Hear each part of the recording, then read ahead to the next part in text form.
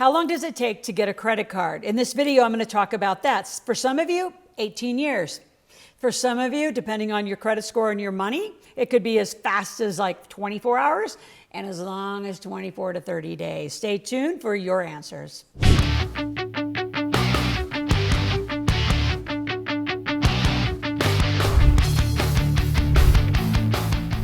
Four things I'm going to talk about in this video. I'm going to talk about what's a good interest rate for a credit card. I'm going to talk about how long does it take you to get one? How do you apply? In fact, I have an hour video specifically from looking at a screen and how to open it up. If you stay all the way to the end, I'll give you a link to that. Number three, can you buy a car? Can you buy side-by-side, a dirt bike? Can you buy any of these things with a credit card? What can you buy and what can't you buy? Let's go into that a little bit. And then the biggest one, which is so critical, is does closing a credit card hurt you? And I'll give you that answer at the end, so stay tuned. So how do you apply? I'll tell you the biggest mistake in applications is you don't declare your income. You fill out the application from the place that your psychology or your bank account is, which is you don't have a lot of money. So you're going to work with us and we're going to project a year income. Like, what are you going to make in the next year? And I have a guaranteed system to make you 100 grand, but you have to do everything I say. So let's just say you want to make 100 grand. Well, that's $8,333 a month. So what you're going to say in your application is that your business is going to make $100,000 in the next year. Now, you can't lie. You have to have a total intent to do this and get moving and make the money, but you can apply that way. Student athletes who have scholarships, I mean, some of those, especially with some of their NIL benefits, they're going to put in, $30, $40, $50, $100,000. If you have a job, you can put in, you don't put in just, your current monthly, you're also going to be doing other side hustles. You've got to put in income. And it's the biggest mistake I see people make is they'll say, well, I make $4,000 a month. Well, they're not going to give you much. They might give you $400, $500 as a line of credit on that card. So your application has to be honest, but it can be projected income and no one tells you that facet. So again, I'm going to give you a link to a video on exactly how to apply, how long does it take to get. If you have really good credit, you can do it fast. I just applied for one of my companies the other day. I was approved within hours and I had the card within 48 hours. So it depends. It depends on you. It depends on your credit. It depends on which company, your company's history. If you're really new, it could take you up to 2 weeks, 3 weeks. I've known people to take 30 days. So it shouldn't be on the outset of 30 days. And again, you should apply and your company should apply, all right? And again, I'm a huge fan of American Express, Discover. Go back to your local bank and wherever you bank, they'll typically going to give you a credit card, so start there. If you're in the trades or you have some business where you need supplies at certain stores, apply for those. But I would rather see you consolidate to cards that have great rewards and award points so you can accumulate all in one place. Let's start with interest. And what's a good interest rate on a credit card? Zero. Zero. So first of all, I'm going to back up and educate you a little. Debt is the cost of money. So debt is the cost of money means somewhere in it you are going to be paid interest. Like, I'm a hard money lender. I've lent money to people most of my life. I actually love that investment. And I get first position on their property. So they don't pay me back. I take over the property, thank you. So I will only do it in first position. Some of you investors out there, you don't know enough, so you take second positions. Debt will trump you all the time and first position will trump you. That's just like a really big gamble, very odd. There are a few ways to do it, but that's a different investing conversation. So when you're paid interest, 10, 12, 15%, it's a happy day. When you're paying interest on credit cards because you're not spending and using right, it's a really bad day. Some of you, because you just don't know, you're spending 15, 18, 21, 28. I've seen as high as 31% on credit cards if you don't use them right. So who makes the money? The banks, right? The credit card companies, which are supported by banks. So why would you ever pay that kind of money? You can't even make that money on an investment, much less pay it that way. So people's concept of debt and credit card drives me crazy. Because wealthy people use debt and credit cards as an asset, as a tool. In fact, I just started teaching it that way. If you want a debt program, we're going to put it in the asset column because it is an asset used right. Why even deal with debt management and reconsolidation? Don't get yourself there. So if you're watching this and saying, I'm already there, I do have solutions for you. So email our office, call our office, and we'll help you get out of your problem. But if you're like healthy on the front side and you have some good credit, keep your interest rate at 0. You say, well, how do I do that? You pay it off every month. And if you're already like past it and you've got 8 and 10 and 12%, go renegotiate with the card company that you have first. That's the first thing I would do. Go renegotiate with them. They're already used to having you. They're used to your behavior. They're used to your history. It's easier just to say, I want 0%. And I'm going to pay it off every month. Now, they may or may not believe you. They're going to have to see that pattern for a few months, so do it. And it might take you 60, 90 days to prove it. Or you can just actually card jump. I'm not a huge fan of that because the system is going to see you do it. But you could just go over to a different credit card company, get a 0%, transfer your balance, and now you're at 0%. 0 is where you want to stay, but you've got to be responsible.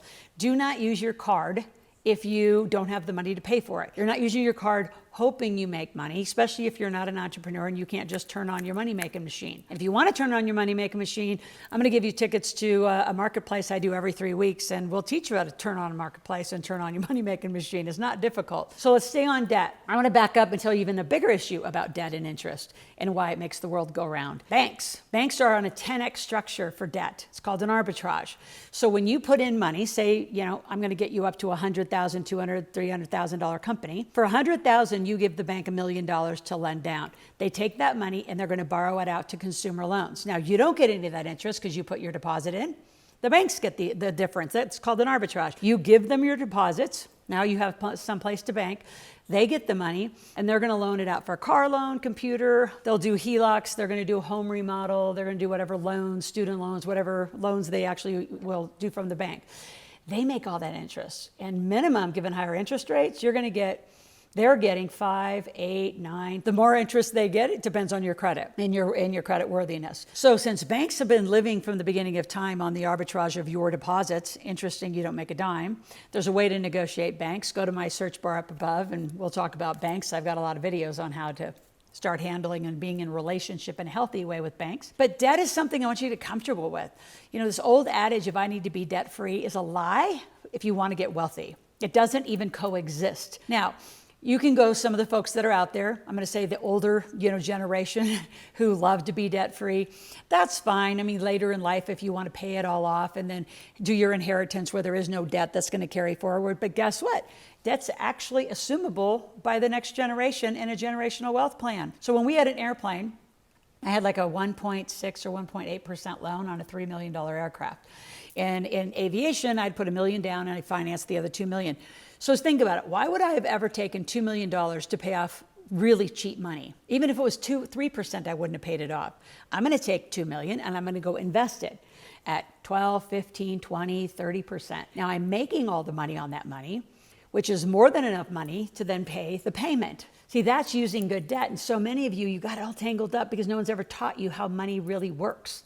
And it's not difficult. You just got to be smart about it. And the core of it is you have to learn to make money to pay for the life you want. So the answer isn't, I have credit card debt and I have all these problems. No, you have an income problem. You don't have a debt problem. So let's solve the right problem. So what's the best interest rate to keep on credit cards? 0. And we'll help you get there. Some of you who have totally tangled up your life, which we're working with a lot of student athletes. I got student athletes that didn't know how to even open a credit card at, application at 18 years old. From the minute you apply, will determine whether you're going to get how much you're going to get and what the lines of credit you're going to get. So let us help you from the beginning. And parents out there, I just wrote a book, Make Your Kids Millionaires. We talk a lot about it in the book. I have tons of videos here on the channel. So while you're here, by the way, subscribe to my channel, click the notification button. And kids as low, it's like as 8 years old should be watching this channel. 5 days a week, financial literacy, new information about money every day. All right, is that a deal? And pass this on. Share it, like it, help. Now, number 3, can you buy a car, side-by-side, dirt bike, boat, RV? You can for sure put down the down payments on a credit card. Now, I know people who actually put down payments on a credit card and then apply for the loan, right? And if you can get an under 4% loan right now, would be phenomenal. So you take it. And I want to talk about that. I had a client I was just talking to the other day, and they did exactly that. They put money down and they applied for a loan.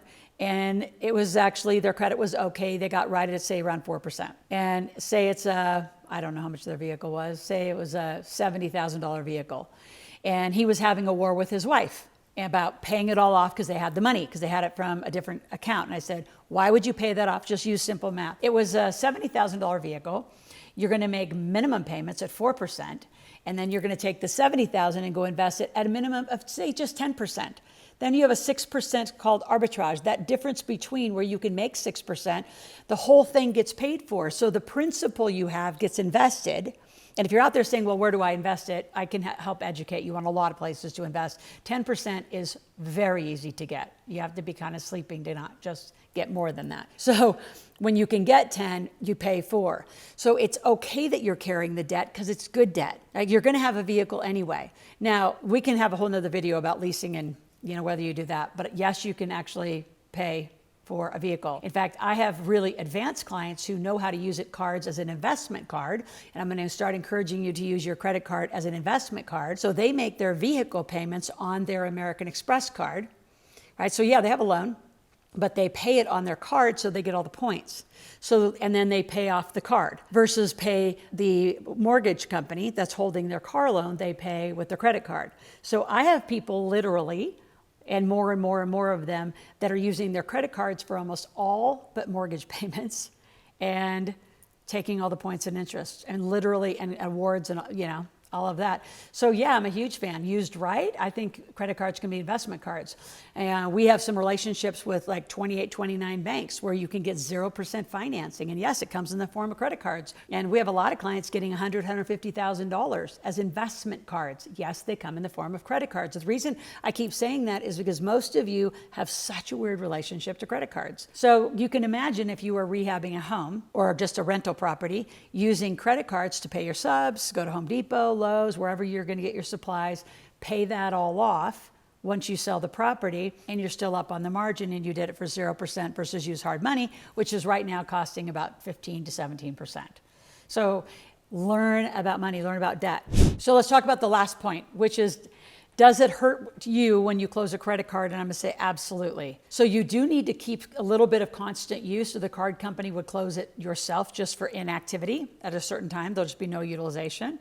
So keep active use, appropriate use that you can pay off. I don't care if it's even $100, they won't close it. But if you decide to close it, which there are gurus and experts that you have heard for decades say, close your cards and freeze your cards and cut up your cards. No, use appropriate use of cards. So when you close a card, just because you don't want to use it anymore, your debt to income ratios and your available credit actually gets very tangled up. So it's going to hurt you in the future to actually close cards. In fact, in this financial system, when you close anything, down from bank accounts to corporations, to including LLCs, when you close things, that shutdown doesn't support you at all, right?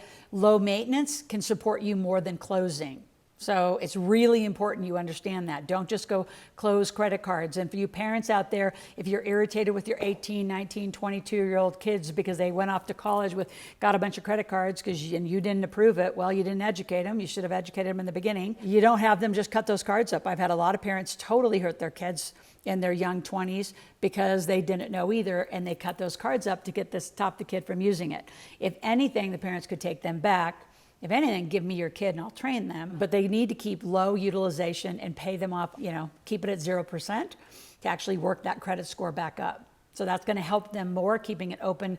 Even if it's on $100 a month and pay it off, it's going to help you more than a total closure. All right, we talked a lot about debt, credit. You can tell I'm passionate about it. Use it right. Last comment, do you use your debit card or credit card? Always your credit card. Remember, you can have points, awards. You have some liability protection. There's so many benefits of using a card over your debit card, which comes straight out of your bank account.